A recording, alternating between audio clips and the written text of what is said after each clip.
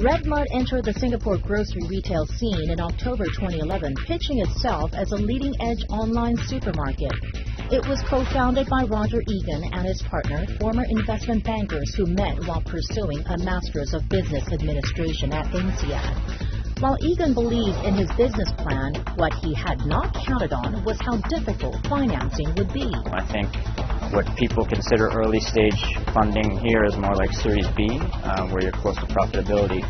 So I think the level of risk appetite is much higher in the U.S. And there's a more developed ecosystem. Faced with little choice, Egan worked his INSEAD connections instead and got seed money from some of his professors and Skype co-founder Toivo Annas. Annas in turn introduced Egan to Vinny Loria, who set up Golden Gate Ventures as a link between Asia and the more risk-tolerant Silicon Valley. Loria was on the search for innovative e-commerce companies and liked what he saw in Redmart. And so for us as an investment, we like a business that's going to scale up. We definitely can see how they can leverage technology to compete against some of the existing players.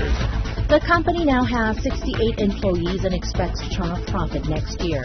But Egan and Loria agree it is too early for Redmart to approach a bank for funding. They're renting a warehouse, they're renting trucks, and their inventory is coming and going. So there's no assets there. Transportation and heavy equipment provider Huationg, on the other hand, has assets. Lee Chen-tiong started the company in 1979 with just one man and one truck. Now it has over 700 trucks, cranes, and other equipment, and annual profits of $10 million.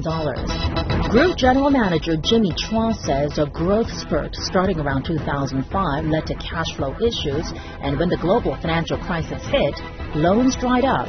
But thanks to a long relationship between the company and its bank, Standard Chartered stood by Huationg during the lean years. They said, why not we repackage up something for you and restructure, and we have gone through a 20 million restructure program with Standard Chartered, and it straight away gives us a very smooth cash flow. Chua feels there is a strong government support for SMEs in Singapore, which is why the company is content to remain in that bracket.